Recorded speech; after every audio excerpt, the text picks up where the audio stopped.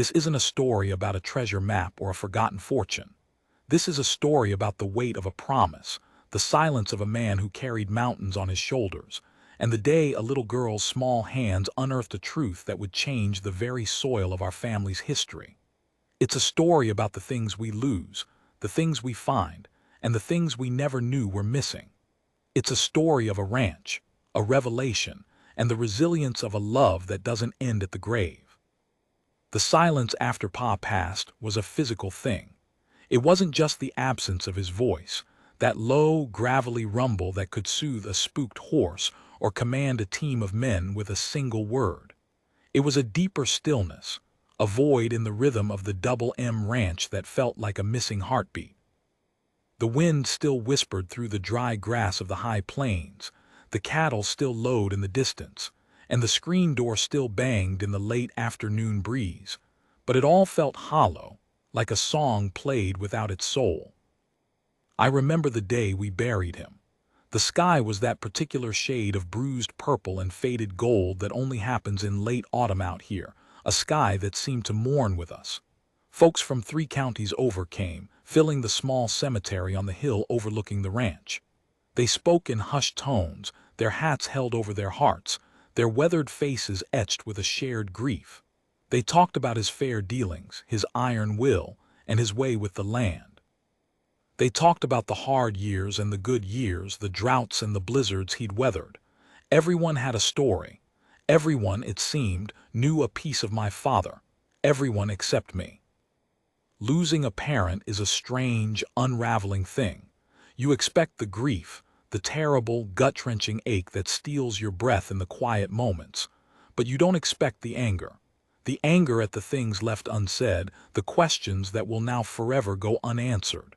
And for me, the biggest question of all was why. For the first few months after he was gone, I threw myself into the work. It was the only thing that made sense. The ranch was his legacy, and it was mine now. I woke before the sun, my body aching with a familiar, comfortable exhaustion. I fed the horses, their warm breath misting in the cold morning air, their soft knickers a small comfort. I mended fences, the barbed wire slicing my calloused hands, the sting a welcome distraction from the ache in my chest. I checked the herd, counting the cattle as if their numbers could fill the void he'd left behind. Each day was a fight against the silence, a desperate attempt to fill the emptiness with the mundane chores of survival. But the silence was always there, waiting. It was in the empty chair at the dinner table, the coffee mug that sat unused on the counter, the smell of his pipe tobacco that still lingered in the fibers of the old leather armchair by the fire. It was a constant, gnawing reminder that the man who built this life, who taught me to ride and to read the land, was gone. And he'd taken so many of his secrets with him. My daughter Lily was only 7 when Pa died. She handled it with a child's resilience, accepting his absence with a sorrow that was pure and uncomplicated. She missed her papa, the man who would let her sit on his knee by the fire and tell her stories of the old days, his voice a low, rhythmic drone that often lulled her to sleep. She missed the way he'd sneak her a piece of hard candy from his pocket, a secret they shared. But she was too young to understand the complexities of the man, the sadness that sometimes seemed to seep from his very pores. It had been a year since we laid him to rest, a year of hard work, of quiet grief, of trying to stitch the fabric of our lives back together without the man who had held the thread. The ranch was still running, but I was just going through the motions. I felt like I was a caretaker of his ghost, not a steward of my own life. The emotional struggle was a daily, silent war. I was tired of the anger, tired of the questions, tired of feeling like I was living in the shadow of a man I was only beginning to realize I never truly knew. That was the frame of mind I was in when Lily came running into the barn, her cheeks flushed with excitement, her dark braids bouncing. She had my eyes, the color of a summer storm, but she had Pa's smile, a wide, uncomplicated grin that could chase away a bad day in an instant. "Daddy, Daddy," she shouted, skidding to a halt on the dusty floor. She was clutching something in her hands, her knuckles white. "Look what I found." I forced a smile, my mind still half on the tractor engine I'd been wrestling with. "What is it, Lily girl?" She thrust her hands out and I saw it. A boot. One of my father's old work boots. It was scuffed and worn, the leather cracked and dark with years of saddle soap, mud, and sweat. It was so distinctly him that a fresh wave of grief washed over me. I'd meant to clean out his closet, to finally deal with the ghosts of his belongings, but I hadn't been able to bring myself to do it. It was like erasing a part of him from the world. I just closed the door and left it. I knelt down, taking the boot from her small hands. "Where did you find this, honey?" "In the hayloft," she said, bouncing on her heels. "Me and Mischief were playing hide-and-seek, and I found it behind a big, dusty trunk." Mischief was her old barn cat, a gray and white tom who was as independent as the day was long. It was stuck in a space between the trunk and the wall. I pulled and pulled, and it finally came out. I turned the boot over in my hands. It was heavy. Pa had been a big man, and his boots were built to last. I ran a thumb over the worn toe, the leather still bearing the faint imprint of a stirrup. He'd worn these boots for years. They'd walked thousands of miles of this land. A sad fondness welled in my chest. It was just an old boot, but it was a piece of him. It was a tangible link to a man I was desperately trying to hold on to. I started to thank Lily, to tell her what a wonderful find it was, when my thumb caught on a rough edge on the inside of the boot near the heel. It was a tear in the leather, not from wear, but from a cut. It looked deliberate. I frowned, my fingers tracing the ragged edges. With a growing sense of unease, I ran my hand deeper into the boot. My fingers brushed against something stiff, something that wasn't just old leather or dried mud. My heart gave a strange, heavy thump.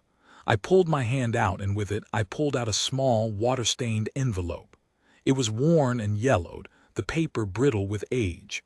Across the front, in my father's distinct, careful handwriting, were 2 words: "For Sarah." My mother's name. A cold wave of shock washed over me. I could feel the blood draining from my face. For a moment I was frozen, just staring at the envelope as if it might disappear. "What is it, Daddy?" Lily asked, her voice a faraway sound. "Is it a treasure?" I looked at her, my gaze blurry with a sudden rush of emotion. I didn't know what it was. I didn't know if it was a treasure or a curse. But I knew, with a certainty that settled deep in my bones, that it was a secret. One my father had taken to his grave. And now, a year later, his ghost had found a way to send it back to the world, right through the small, curious hands of his granddaughter. "I don't know yet, sweetheart," I said, my voice barely a whisper. I tucked the envelope into my shirt pocket, the paper feeling like a hot coal against my chest. "But I think your papa is trying to tell us something." The silence of the barn suddenly felt different. It was no longer empty. It was full of possibility, full of mystery, full of the weight of a year-old secret. I looked at the boot in my hand, then up at the hayloft where Lily had found it. I could just picture him up there, hidden from everyone, slipping the letter into a secret place in his own worn-out boot. But why? Why hide a letter addressed to my mother, a woman who had been dead for 10 years, in the dusty corner of a hayloft? What was he hiding? The questions that had been gnawing at me for the past year came roaring back, louder and more insistent than ever. I hadn't just lost my father, I had lost the opportunity to understand him. And now fate had given me a second chance, a fragile, cryptic clue from beyond the grave. The grief I had tried so hard to process felt raw and new again. But now it was tangled up with a volatile new feeling: hope.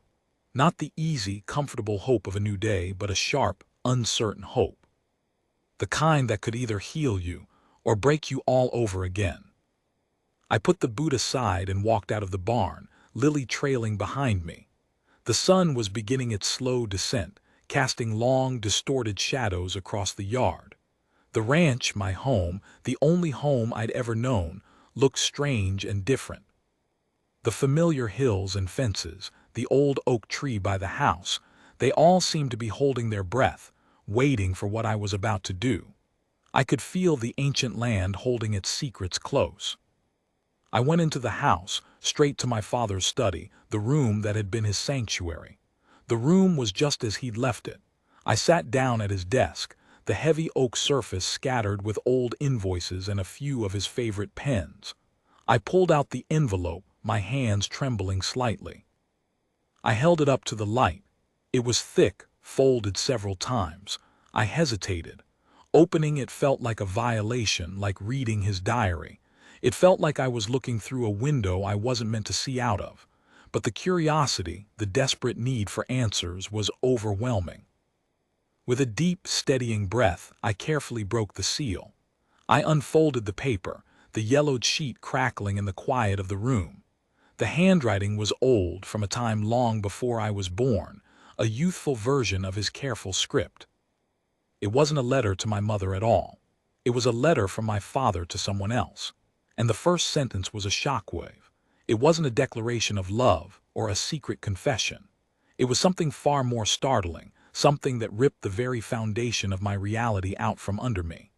It was the beginning of a story I never knew existed, a story my father had carried in silence for over 2 decades, a truth he had buried deep within his soul and in the heel of an old boot.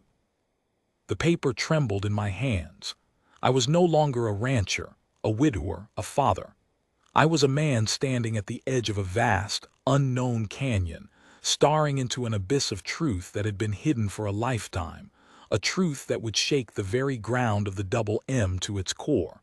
And the shockwave had just begun. I sat there for a long time, the letter trembling in my hands, the words swimming before my eyes. The world outside the study window, the familiar silhouette of the old oak, the distant mountains fading into the dusk, seemed to recede into a blurry, unimportant backdrop. The only thing that existed was this piece of paper, a ghost from my father's past. The letter was dated over 20 years ago.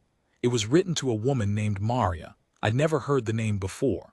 My father's life was an open book to me, or so I thought. He'd been a rancher, a husband, a father. He was respected, stoic, a man of few words but profound actions. He never spoke of a past before my mother. Before the Double M, it was as if his life had begun the day he married her. All his stories were of their life together, their struggles and triumphs. There was no mention of Amaria. The first few lines were apologetic, full of a pain that was palpable even across the decades. He wrote about a debt. Not a financial one, I realized quickly, but a debt of the heart. He spoke of a promise he had made and broken, of a future he had dreamed of and then abandoned.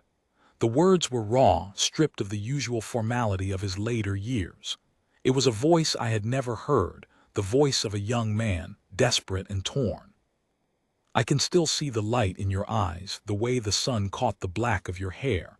I remember the taste of the river water on your lips, and the sound of your laughter that could silence a mountain. Leaving you was the hardest thing I've ever done. Harder than any drought, harder than any blizzard. I was a coward, and I have to live with that every single day. My hands shook as I read on. He spoke of a child, their child. I had to read the line 5 times for it to penetrate the thick fog of disbelief that had descended over my mind. He wrote of the son he had never known, a boy he had to leave behind because of a life he had already chosen, a promise he had made to another family. It was a tangled, painful confession of a choice that had clearly haunted him his entire life. He wrote of the boy's name, Matteo. Matteo, my half-brother. The word felt foreign, impossible. My father, the stoic patriarch of the Double M, the man who had taught me to be a man, had a secret family. He had a son he left behind to marry my mother. He had built his life on a foundation of sacrifice that I had never even known was there. A wave of nausea washed over me. I felt dizzy, unmoored. The ranch, my birthright, suddenly felt like a house of cards built on a lie. The man I had idolized, the man I had tried so hard to emulate, was a stranger. For weeks after finding the letter, I was a ghost on my own ranch. I went through the motions, mechanically caring for the animals and the land, but my heart wasn't in it. I was lost in a labyrinth of old secrets. The weight of this new knowledge was crushing. It wasn't just the shock of discovering my father had a past life. It was the realization that he had suffered in silence, carrying a burden of guilt so heavy it must have bent his shoulders, a burden he chose never to share. The anger I had felt at his silence intensified, but now it was laced with a profound, aching pity. I spent my nights in his study, going through his old papers, searching for any other clue. I found none. He was meticulous. There were ledgers and receipts, but no personal correspondence. It was as if he had carefully excised that part of his life, leaving no trace except for that single, hidden confession. The letter was a roadmap to a place I didn't know how to find. Then one night I found a photo tucked inside an old, forgotten copy of a Zane Grey novel. It was black and white, faded and cracked. It showed my father impossibly young, with a beautiful woman with dark, serious eyes and a small, stoic smile. He had his arm around her. They were standing in front of a small adobe house under a canopy of brilliant stars. On the back, in the same youthful handwriting, it simply said, "Maria and me, 1947. The desert never felt so full." That was it, a photo, a letter, and a name, Mateo. I had a brother my father had loved and left, a brother who had grown up in some distant world without a father, while I grew up with one who was a constant, living presence in my life. The thought was a cruel, twisted irony. I had always felt a sense of loneliness after my mother died, a void that even my father couldn't quite fill. But it was nothing compared to the loneliness Mateo must have felt, abandoned by a father who went on to build a new life with another woman. The more I thought about it, the more I began to see my father in a new light. His quiet moments of introspection, the fleeting sadness in his eyes when he looked at the horizon. I'd always attributed them to the hard life of a rancher or to missing my mother. But now I saw them as the pangs of a tortured conscience. He had carried the weight of his choice with him every single day, and he had never told a soul. The decision to find Mateo was not an easy one. It felt like a betrayal of my mother, a violation of my father's privacy. But it also felt like a duty to the truth, a duty to the memory of a man I was only now starting to understand, and a duty to a brother I never knew I had. What would I say to him? "Hi, I'm your brother, the one your father chose over you." The words tasted like ash in my mouth. I decided I would go alone. Lily was too young for this kind of emotional turmoil. This was a wound I had to explore myself, to see if it could be healed or if it would just fester. The address from the letter was for a small town in the arid, high desert country of New Mexico. It was a place called Las Sombras. The name, which translated to the shadows, felt hauntingly apt. The drive was a long, contemplative journey. The landscape shifted from the familiar, rolling grasslands of the Texas Panhandle into the stark, beautiful badlands of eastern New Mexico.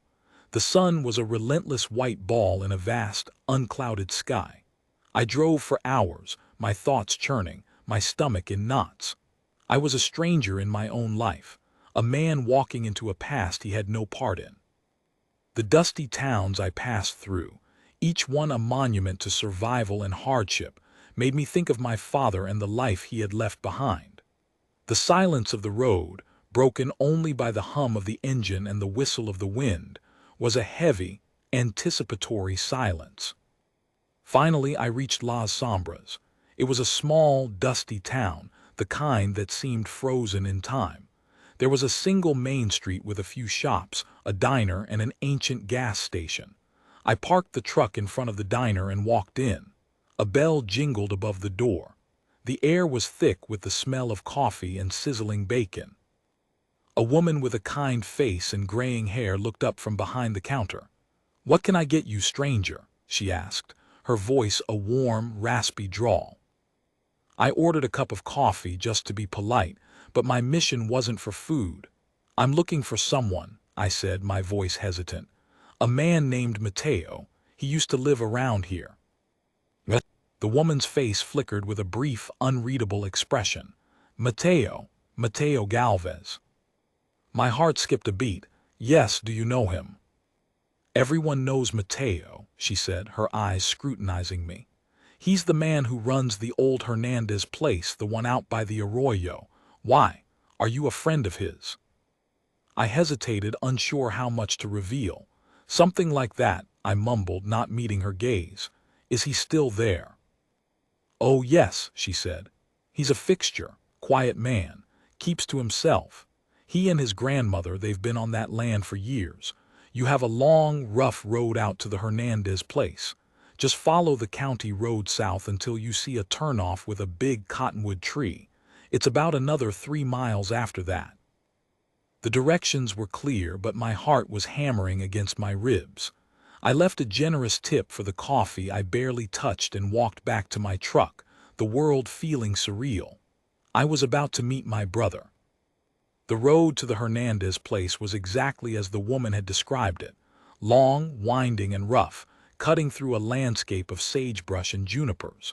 The land was hard and unyielding, beautiful in a stark, unforgiving way. I could see the mountains rising in the distance, purple and hazy. I could feel the history of the place seeping into my bones. I found the turnoff, marked by a gnarled old cottonwood, and then the house appeared.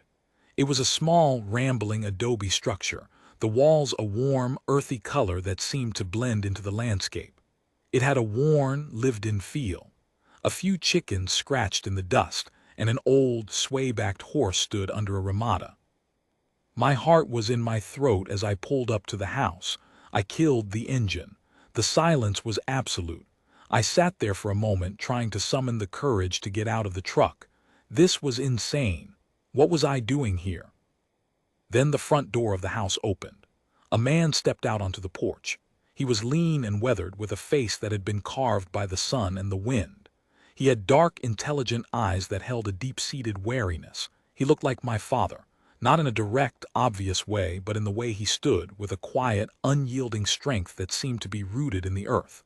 It was in the set of his jaw and the way he surveyed a stranger on his land. He was my father's son. There was no doubt in my mind. He was dressed in worn jeans and a faded plaid shirt. He wore a silver belt buckle with a turquoise stone, the only flash of color on him. He watched me get out of the truck, his expression guarded. "You lost, mister?" he asked, his voice a low, guarded drawl. The moment of truth was upon me. I felt my mouth go dry. I was standing in the shadow of my father's greatest secret, and I was about to tear his life and this man's apart with the truth. I struggled to find the words, any words, to explain my presence. "No, I'm not lost," I managed to say. My voice was cracked and strange. I could feel his gaze on me, assessing, suspicious. I had to say something. I had to start somewhere. "My name is Jackson. I'm looking for Mateo Galvez." The man's eyes narrowed. "You found him. What do you want?" I took a step closer, my heart pounding so loudly I was sure he could hear it. The wind picked up, whipping a piece of tumbleweed across the yard. The sun was beginning its descent, casting long shadows. The weight of the letter in my pocket felt like a stone. This was it. I was at the edge of the canyon, and it was time to jump. "I think," I said, my voice barely above a whisper, "you and I have something we need to talk about. It's about a man we both knew." I paused, the words feeling like shards of glass in my throat. "My father. He was your father too." The silence that followed was a physical force, pressing down on us both. Mateo stared at me, his dark eyes flickering with a storm of emotions: disbelief, shock, anger, and finally, a deep, welling pain that looked terrifyingly familiar. I saw the muscle in his jaw twitch. He didn't speak for a long time. He just looked at me as if I were a ghost from a nightmare he never knew he was having. I had come looking for answers, but I had just started a fire. The echo of my own words hung in the air, and I knew in that moment that nothing would ever be the same again, for him or for me. The secret was out, and the shockwave was only just beginning. The silence between us was a living thing, stretching and coiling like a snake in the warm desert air. Mateo didn't move. He just stood there, a statue carved from the very essence of this land, his face a mask of controlled fury, confusion, and a pain so deep it was almost palpable. I could see the tremor in his hands, the way his knuckles were white where he gripped the porch railing. For a long, heart-stopping moment, I thought he was going to attack me. I wouldn't have blamed him. I had just dropped a bomb on his quiet, orderly existence, detonating a lifetime of stability. I was a stranger, A ghost from a past he'd never known he had, come to tear open a wound he didn't even know was there. Then just as quickly as it had appeared, the storm in his eyes seemed to recede, pulling back into a deep, cold well of emotion. He took a slow, shuddering breath, and the tension in his body seemed to dissipate, replaced by a weary, bone-deep resignation. "You'd better come inside," he said, his voice flat. It wasn't an invitation, it was a surrender. He turned and walked into the dim interior of the adobe house, leaving the door open behind him. I stood frozen for a moment, the weight of his quiet acceptance pressing down on me. I had expected anger, denial, maybe even the slam of a door in my face. I hadn't expected this hollow, weary compliance. It was somehow worse. It was the sound of a man who had already known, on some deep, subconscious level, that the story of his life had been a lie. I stepped into the house. It was cool and smelled of earth and wood smoke. The room was small but immaculate, cluttered with the artifacts of a hard-working life. There were hand-tooled leather goods, a well-worn saddle in the corner, and a faded photograph of a beautiful old woman with strong, dark features. His grandmother, I assumed. The woman from the letter. "Sit," he said, gesturing to a worn wooden table. He didn't offer me coffee or water, and I didn't ask for any. This was not a social call. He sat across from me, the table a gulf between us. He looked at me with those dark, penetrating eyes. Up close, I could see the lines etched deep into his face, the scars of a life lived under a harsh sun. There was a hardness to him, a granite-like resilience that I recognized all too well. It was my father's resilience. "How did you find me?" he asked, his voice a low, controlled rumble. I pulled the letter from my pocket and laid it on the table between us. The yellowed paper seemed to glow with its own ancient light. He stared at it, his eyes tracing the familiar handwriting. He didn't reach for it. "I found this," I said, my voice sounding quiet and small in the stillness of the room. "Hidden in an old boot. It was his, my father's." I paused, the words still tasting strange. "Our father." Matteo didn't look at me. He continued to stare at the letter as if it were a snake that might strike. "He mentioned me?" he asked, his voice barely a whisper. "Yes," I said, my throat tight. He wrote about you. He never forgot you. He loved you, Matteo." He let out a short, bitter laugh. "Loved me. He loved me so much he left me.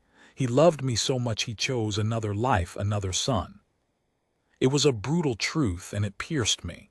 The guilt I'd been carrying since I read the letter was a physical ache. "It wasn't like that," I started to say, but I didn't know what I was defending. I didn't know why he'd left. All I knew was the guilt he'd carried. For the next few hours we talked. It was a halting, painful, and deeply honest conversation that stripped away all the layers of our separate lives. He told me the story of his mother, Maria. She was a strong, proud woman, a descendant of the first Spanish settlers who had carved a life out of this unforgiving land. She never spoke of my father, never revealed his name or the truth of his desertion. She raised Matteo alone, with the help of her mother, the woman in the photograph. She died when he was 16, and he'd inherited the struggling ranch. I told him the sanitized version of our father's life, the successful ranch, the marriage to my mother, the birth of his only other son. I told him about our father's quiet sadness, his flashes of unaccountable melancholy. I didn't tell him about the good times, the laughter, the sense of security he had given me. It felt like a cruel thing to say. Matteo listened to my story with a grim, stony silence. When I was finished, he looked out the small, dust-streaked window at the vast desert beyond. "It's a strange thing," he said, his voice low, "to find out you had a father, and to find out all at once that he was a ghost that haunted you and you never even knew it." "He was a good man," I said, the words feeling hopelessly inadequate. "For you, maybe," he said, finally turning to look at me. "For me, he was nothing. He was less than nothing. He was a hole, a void." The accusation hung in the air, and I had no defense for it. I couldn't protect my father from his own past. I could only sit there, a witness to the pain he had unwittingly caused. The emotional struggle was my own now. I was caught in the middle, a son defending a father I was just beginning to question, trying to build a bridge to a brother I had just met. We spent the next few days together. It was a strange, tentative alliance. He showed me his ranch, his hard-won piece of this beautiful, brutal land.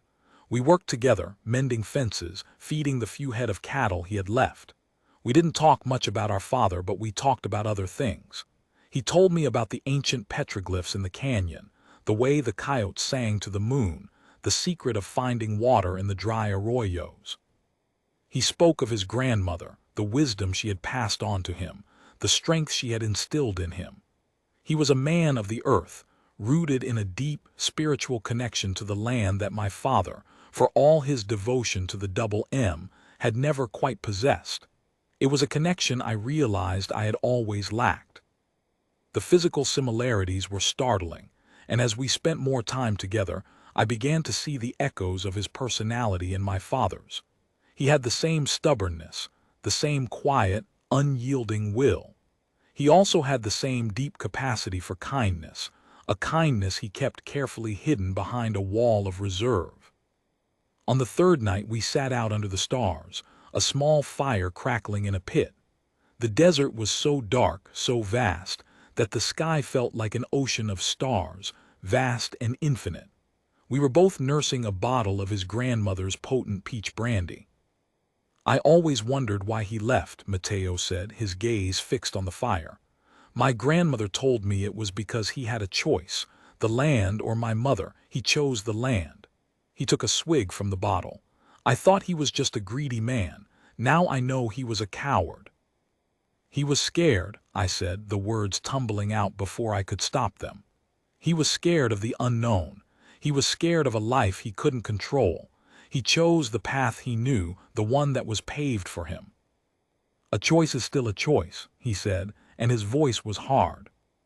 "Yes," I agreed, my heart aching, "and he regretted it every single day." He looked at me then, and for the first time I saw a flicker of vulnerability in his eyes. "How do you know?" "I know," I said, holding his gaze. "I knew him. He was a man who could never forgive himself. I see it in you. You have that same look, that same weight." He stared at me for a long moment, and then he did something that surprised me. He smiled. It was a small, sad smile, but it was a smile nonetheless. It was the first time I had seen him express anything other than stoicism or anger. "Maybe you're right," he said softly. "Maybe I am my father's son." I felt a lump form in my throat. I had come here looking for answers, but I had found something I hadn't expected. I had found a brother. And more than that, I had found a reflection of my father's soul, a soul that was both brutally honest and deeply flawed. I had found the unbroken circle, the legacy of pain and resilience that connected us all. It wasn't just about a father and two sons. It was about the land, the choices we make, and the ghosts we carry with us. The journey of resilience was just beginning for both of us.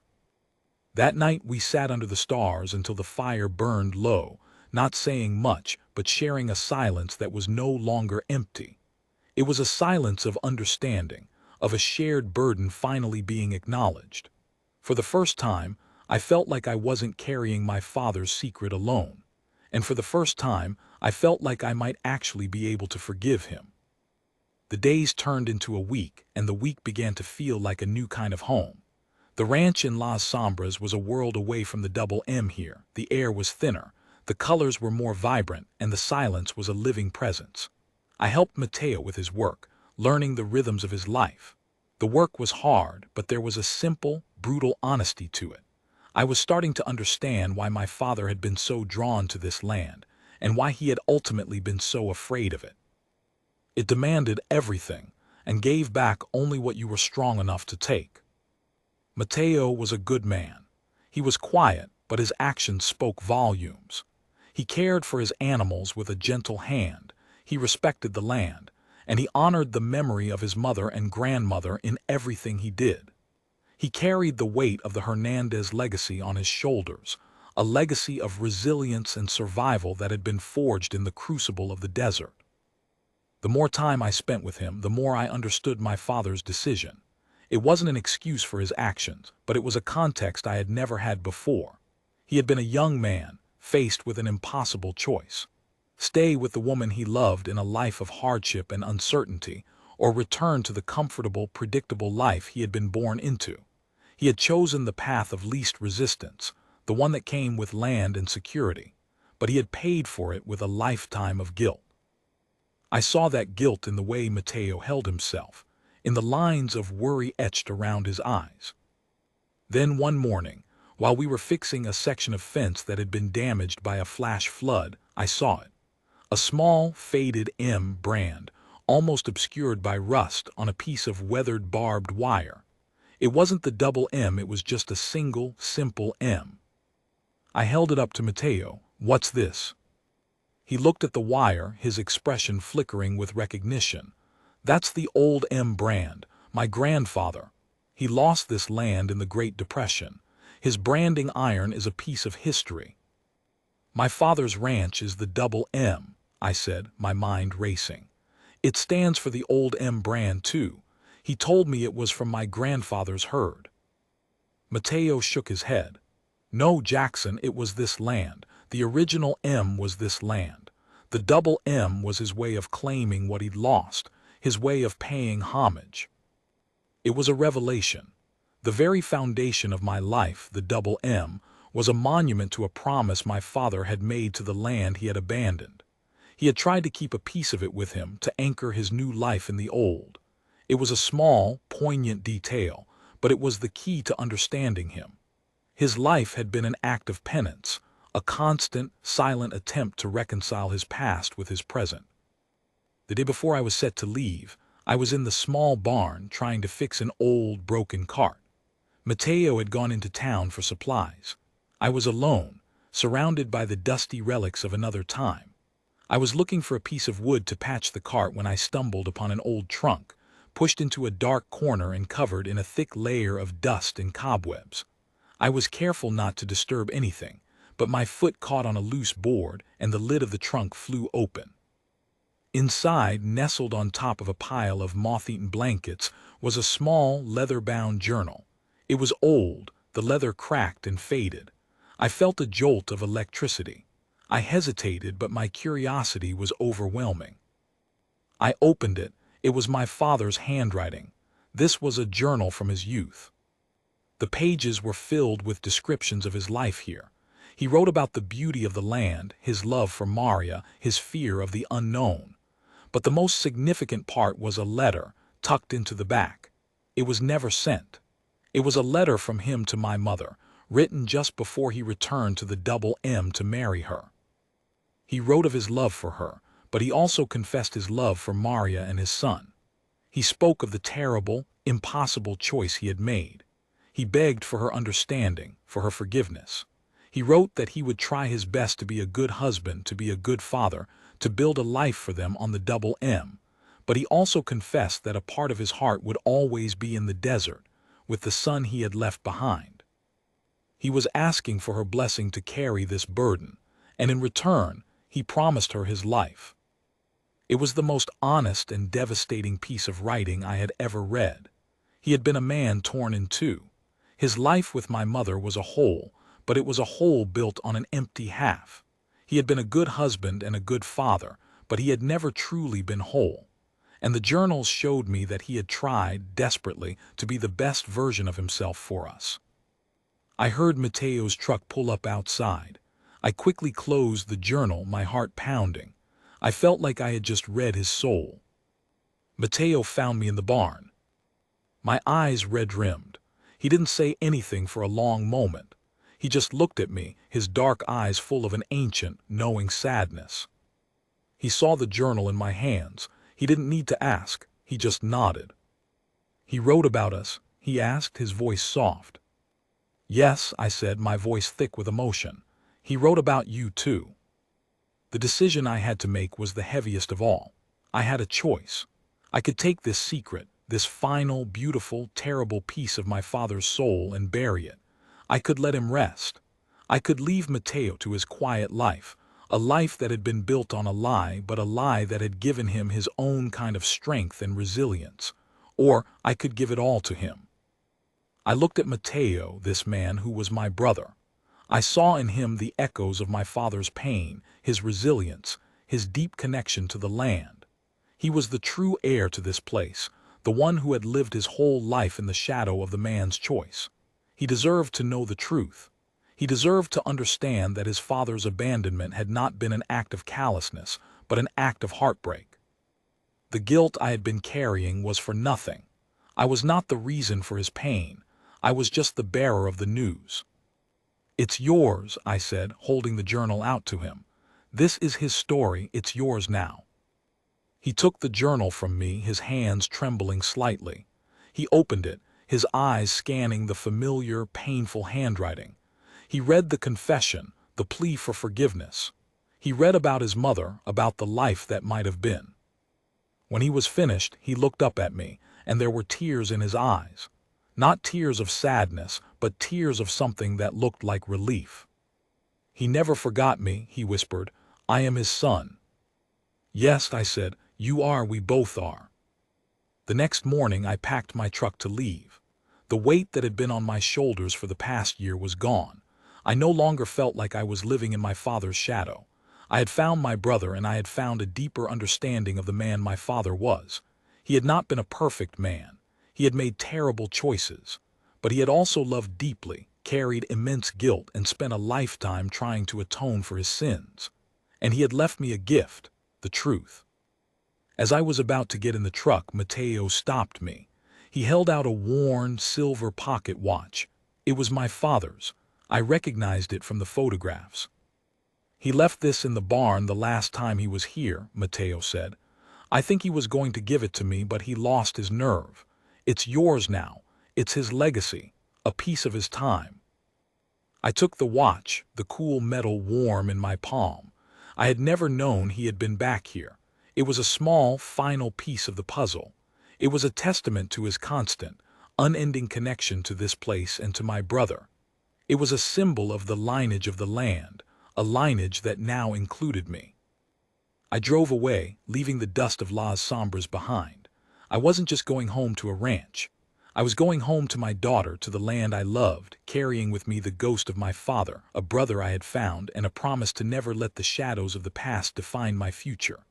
The shockwave was finally over, leaving behind not destruction but a quiet, enduring peace. The silence was no longer a void. It was a promise. And the circle, though broken, was finally whole.